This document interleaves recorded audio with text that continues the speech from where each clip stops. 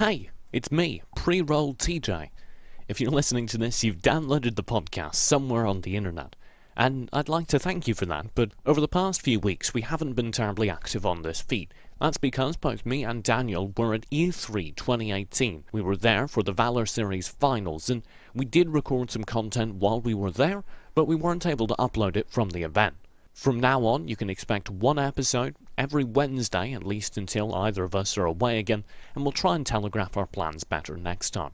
Thank you so much for listening, and enjoy this week's podcast.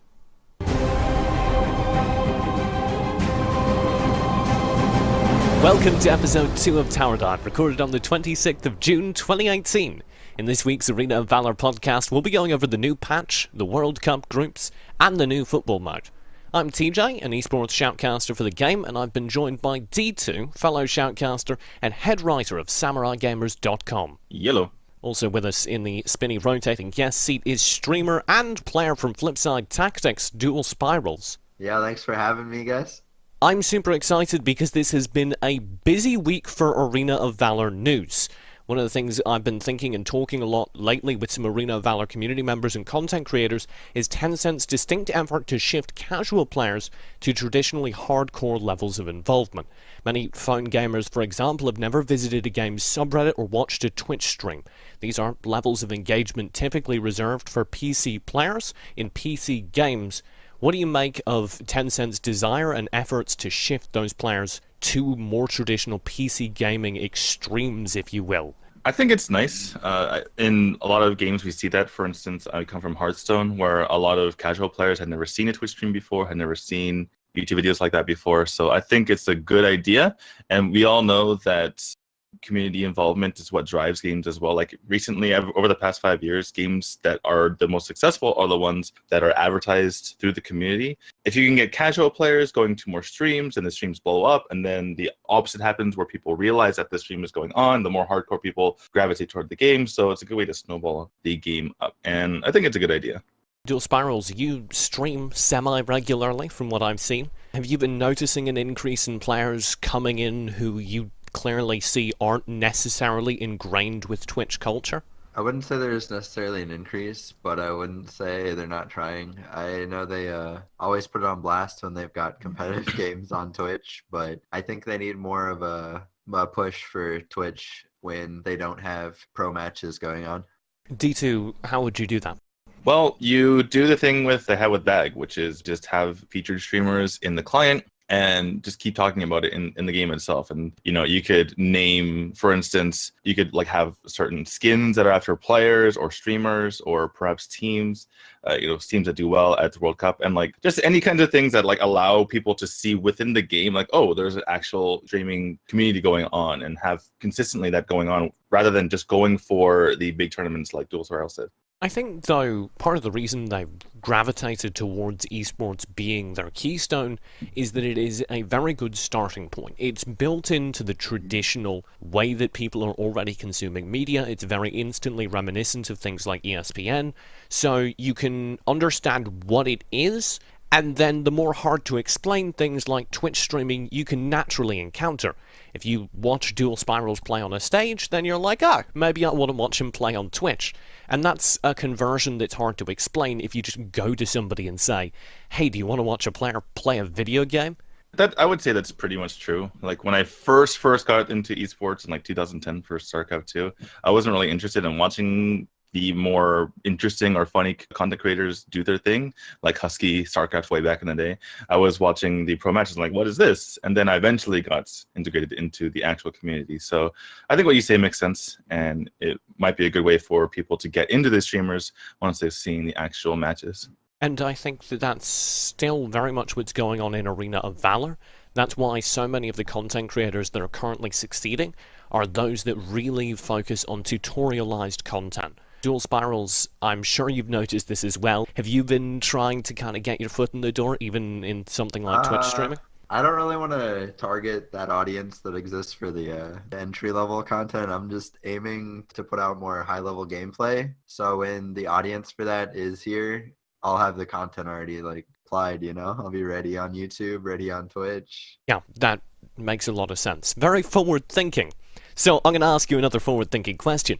The beta for Arena of Valor's Nintendo Switch Edition launched today. Are we going to see Switch-based esports?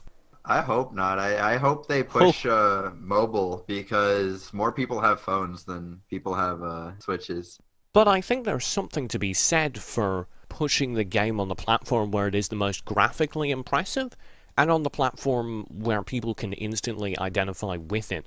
I know a lot of traditional gamers really struggle to see mobile esports as a thing, and console esports is already established. Surely there's the potential to convert more players via kind of a gateway drug that is the Nintendo Switch. Yeah, I'm in agreement with you. Us casuals really want the Switch to take off as a platform for esports. I really do want to see esports played on the Switch. I think that there's so much potential with it, especially if they allow the touchscreen. If it's only buttons, then that's problematic. But if they allow use of the touchscreen as well, that opens up a lot of things. And I think that you'll see higher level gameplay, you'll see better graphics, and it just looks better aesthetically if you're watching players play on an actual console rather than holding onto their cell phones, which are kind of clunky in some ways and have to fit their fingers between the charger sticking out the side. And it just looks better to the casual observer if they're playing on an actual platform that's supposed to be used for games. I will say, if the Switch is always going to have better graphics than the phone, I would hands down rather play on that. Is that just 100% what you want from the Switch version then, DualSpirals? I mean, I want the Switch version to be... I mean, I know they haven't said anything about it, but I want it to be cross-platform. I do too. That is something we all want.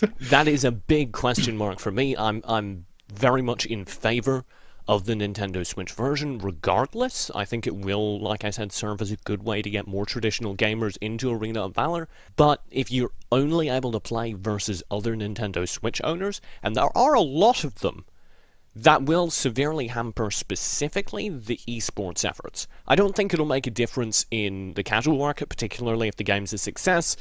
Everyone will own it, everyone already owns a Switch, so they'll do fine, but it's very hard to transition the already pre-existing esports base on mobile to a console with a completely different server. Yeah, I agree.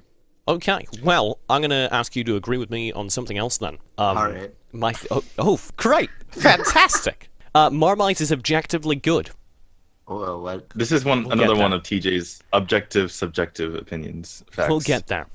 A massive patch has recently been announced. The patch notes for the June update were uploaded 3 days ago by the wonderful Nick Zazer. We'll start with you, Daniel, because I know you're an excitable person. Name one thing that excites you about the patch. Okay, I'll pick one thing that excites and upsets me is the Rourke bug fix, because he is going to be hitting really, really hard now, because his passive acts like his passive should be, which is that it affects his own attacks. Before, even when you shredded their armor, his attacks were not affected. So it's nice to actually see the real Rourke come out, but he might just be destroying fools. So that is potentially terrifying. How do you feel about that, DualSpirals? Because we've seen limited use of Rourke in competitive play, and he's been whelming, fine, but not better than any of the other options, and indeed worse than some. I'm actually unhappy that I didn't see any bug fix for crit, because I hear one of his abilities doesn't even crit. Oh, his first ability? Yeah. I don't think it's supposed to crit. And anyway, the crit's hard to build on him because only 2 of the 4 bolts crit, because they didn't want to make it overpowered, like you're critting on all 4 of them and you're just doing ridiculous damage. Yeah, I don't think the change necessarily makes him better, but I think he's definitely still a good hero. He's a super situational hero, though, so... I'm going to put you in a super situation. What is one thing that super excites you about the patch, DualSpirals? Definitely the Arthur ult change, because there is nothing I hated more as a new player than when a Valheim would just throw that stun on me, and my Arthur ult is gone. It's just gone for a whole... Could have just stopped the sentence, there's nothing I hate more as a player than Valheim. Yeah. So, previously Arthur's ult was interruptible, which means when you cast it, if anyone stuns you during the animation, you don't do your deep impact, which is actually the name of the ability, and it's fabulous. My question is, aside from being a nice quality of life change, do you think that actually changes Arthur's viability in competitive? Probably not. Okay. He might be a good counter to like assassins in lane, but other than that, probably not going to change anything. The deep impact stun, it wasn't something that was very prevalent. It just happened like once a game or maybe once every other game, and it was just rage inducing. So it's not going to change a whole lot. It's just going to make people less rageful. I really kind of enjoyed it because I think it's a good warning flag. Welcome to Arena of Valor. You're going to get stunned and your life is going to suck. You know? Just get that out front. No.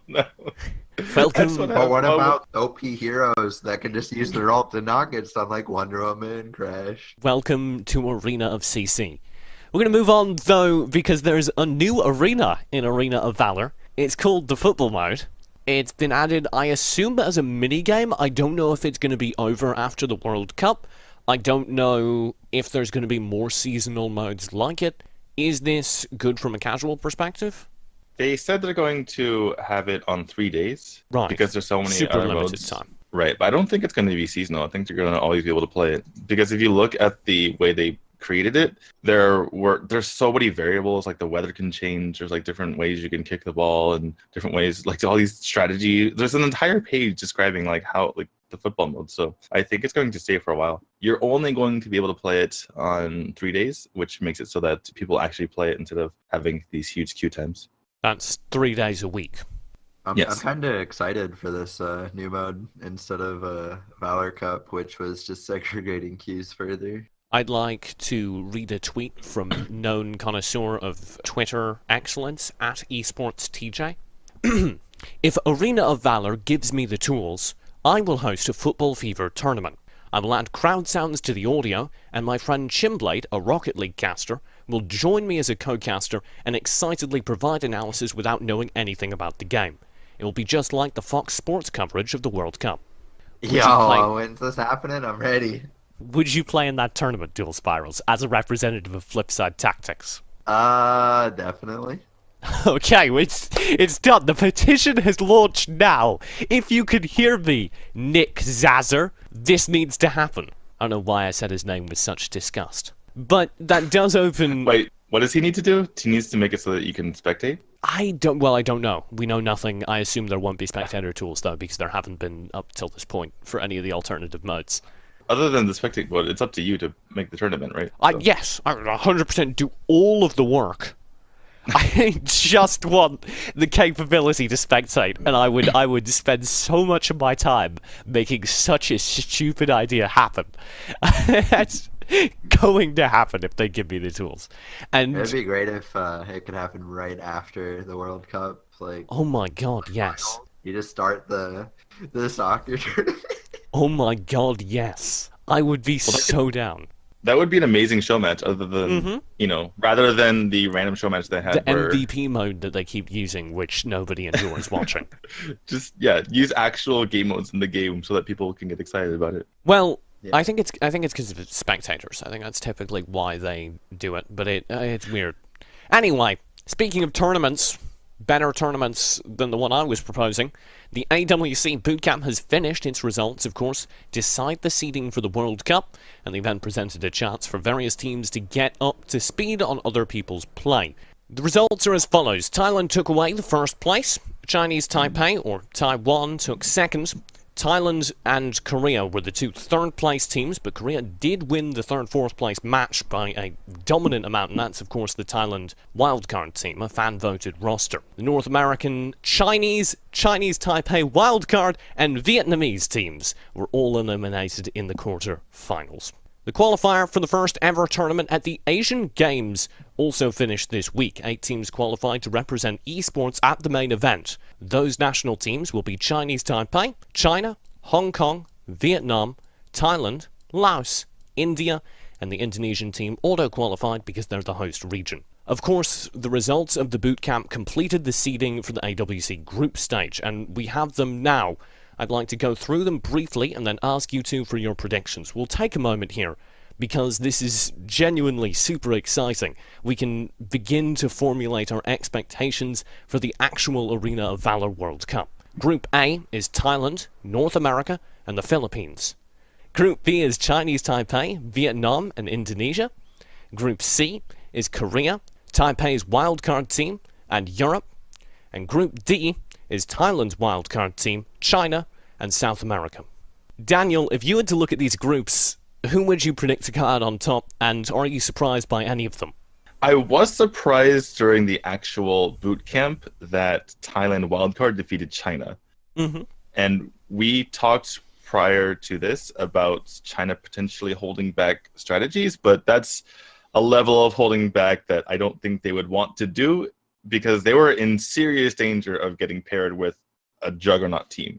They actually lucked out that they got paired with the exact same team that they faced in the quarterfinals in Thailand wildcard. And these were like actual draws. They drew them out of a box.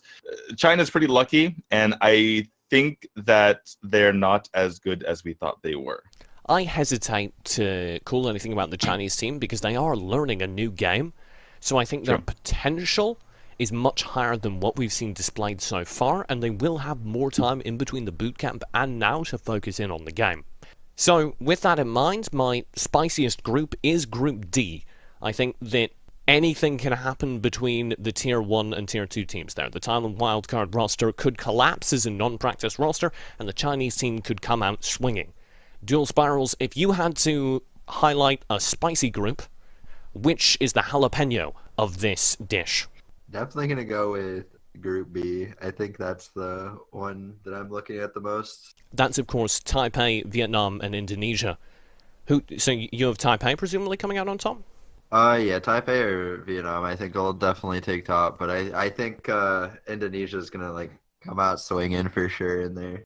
Really? They got eliminated pretty early on. They were one of the only teams in the bottom to actually get points. So they had 5 points by the end of the group stages, whereas, for instance, South America and Philippines, literally the only points they got were against each other. So Indonesia actually did stuff against other teams, which is something. Yeah, and they have a lot of room for improvement, like you were saying. Let's talk about North America then, because we're horribly biased. All three of us are American. That's why I didn't want to go to Group A, dude. Well, yeah. So the winner of the bootcamp is paired with the bald eagle himself. Now, it should be noted North America did surprisingly well. They got into the single elim bracket stage in the 8th seed, which was not what we were looking at during the first and second days of competition. They won every match after day 2, I think. So, super good improvement. Does that carry over to them having a chance versus Thailand? Well, they won every match they were supposed to win. Like, for instance, they defeated Europe 2-0, but they still got crushed by Thailand every single time they played them. I don't think they won a game against Thailand. So I don't think that they really have a chance. Their only real chance is that Allegiance shows their kind of true colors, and they really bond with Pew, their new kind of DPS on their team. I don't think Philippines really has a chance in that group. The Philippines actually does have a lot of potential to get better, but the gap is so huge that I don't think they can catch up, because Philippines didn't have the proper heroes in the game, so they will get a lot better, but it's just not going to be nearly to the level of NA, not to even mention Thailand. So the Philippines are screwed. Other Tier 3 teams, I think South America is also kind of in a spot of bother. They're, of course, in a group with China and Thailand's wildcard team, which also did quite well. So I have to say that the 2 Tier 3 teams that we as a group think have an opportunity have to be Indonesia, and then how are we with Europe? Europe is in a group with Korea and Taipei's wildcard roster. Europe has to basically rely on Taipei wildcard team just falling apart and not really having good team chemistry, and then capitalizing on that. Korea was just way too good. They were impressive the entire tournament, and they lost to Taiwan, who is also extremely good. So I don't think they have a chance against Korea. They just have to they have to hope and cross their fingers that the Taipei wildcard team isn't as gelled as they should be. I think if Europe's able to adapt fast enough to the world meta, they might have more of a chance, because watching EU play against EU, I'm just tired of seeing games go over 20 minutes, Well, that was the thing that actually super impressed me about them, because that's, of course, the For the Dream roster representing Europe. They looked like a much better team after even 1 or 2 days of cross-region practice than they had any right to. being able to cast them pre-Valor series and then watch their regular season, they explosively improved once they came in contact with playing the North Americans. So I have to hope, as an honorary European, that they can bring some of that again. They've had a lifetime to play all these Asian teams now. Take something from that and surprise us. Yeah, I'm not holding out too much hope. I'm sorry to the Europeans. They did lose to NA on the last day after you would say that all the practice was complete and everything was on the line because only one of them was getting in the top 8, and they got crushed 2-0. Yeah, but you're comparing them to NA in Group A. Yeah, that's what I'm saying. They lost to NA, which means they don't. Yeah. I don't think they have much of a chance against the team that actually beat NA as well. So I will say I've seen a ton of photos on social media of Shurko and Rest enjoying a fantastic bromance over the past few weeks. So maybe they have a traitor in the EU roster, and that's why they lost to NA. Is because Are you sure it wasn't Sleepy? Well, NA won, but I'm saying EU lost versus NA because Shurko was seduced by Rest. And I'm saying Shurko was seduced by Rest and Sleepy. Oh. I mean, I think I was seduced by Rocker at E3, so. Yeah, but ripped Rocker. Well, let's talk about that, because that's been a subject of contention. Of course, Rocker, one of the North American players, I would argue their star player in the jungle, is currently attached to the Marines, so he can't play in any international competition, which is why he's unfortunately been dropped from the roster. They brought in one of the star Korean players, Pew, who's actually incredible in his own right, but they've certainly looked like they're struggling a bit with synergy since bringing him on. Do they have enough time to make that roster work? I think it really comes down to if they can master communication with a player that has little to no English. So communication and language barriers may be a thing, but just watching their play, it's looked like he's maybe a little bit more aggressive than Rocker, and it's not been synced up well with the team. That to me often speaks of a trust issue. You don't quite know where your allies are going to be because you just haven't had the luxury of playing with them for very long. Do you think they can overcome that, Daniel? You know, I think with the American team, you and I did some unofficial broadcasts of the boot camp, and we watched the Korean team. Don't mention that, they'll sue us. No, they gave us permission for me to put it on YouTube.